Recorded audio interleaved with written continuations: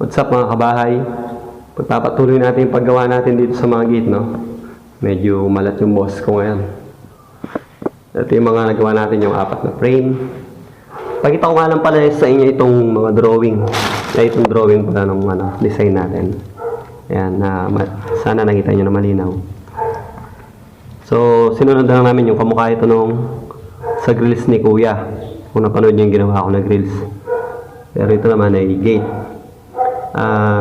Ito lang, pinahaharap lang ni Kuya mo nito mo. Ang mangyayari, kung magbabalik na rin ito, maghaharapan sila.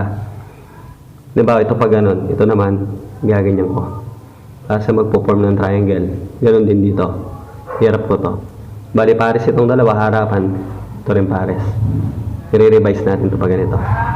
Bali yan, design.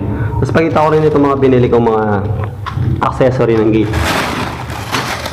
Yan, binili ko to sa Asumco sa Angeles. Yung mga gagamitin natin mga cylindrical hinge o cylindrical hinges, 3/4, saka itong malaki 1 inch para ito sa main bisagra. Ito natin gagamitin yan. Tapos ito, meron tayong barrel bolt. Siyempre ito yung barrel bolt para ito sa lock. Meron tayong mga siyempre meron tayong foot bolt. Ito yung foot bolt. Ito yung nilalagay sa ibaba. Yan. Tapos wala na, yun lang. Ano yun lang binili natin. Barrel bolt, foot bolt, at saka ito mga hinges. Ito sa pagkakantanda ko. Ito, ang price nito sa Asumco, 200 plus, mga 205 yata isa. Mura lang. Tapos ito mga 300, ano to? 300 plus. 340 yata to. Price ng mga yan. Dati gumagawa lang ako ng mga ganito. Pero ngayon hindi na, kasi napag-isip-isip ko mas makakamura ka pa kung bumili ka na lang. Kasi ang laking tipid nun sa trabaho. Yung sa naman sa price naman ng materials hindi rin ganun kamahal. Basta dun ka bibili kasi yun ang pinakamura na tindahan kung dito kayo sa Angeles, sa Asumco. Pagtanong nyo lang yung Asumco dyan sa may lagpas ng crossing. Hanapin nyo yung pwesto nila. Marami silang mga doon, gamit ng mga, lalo na sa mga welding sa mga fabrication ng welding accessories, mga gate accessories. Kompleto sila doon, pati mga power tools meron sila doon. O yan, so gagawin na muna natin itong mga patayo, tapos mamaya yung design.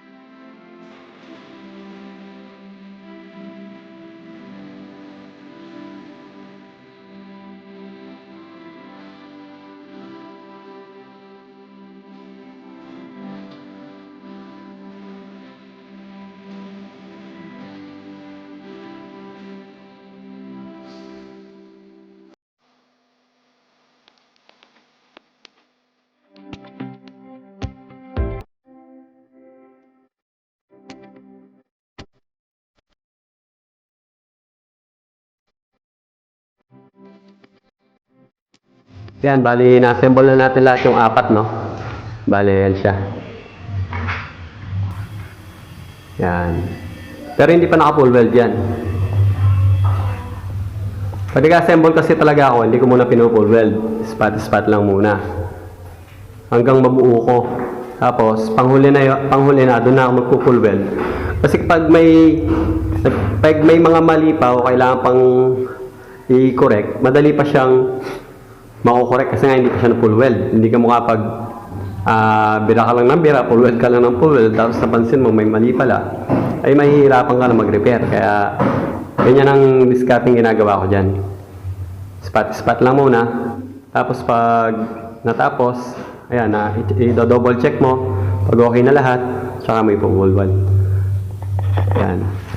Bali, ito na yung kinalabasan ng itong drawing natin. Ganyan siya. Ayan.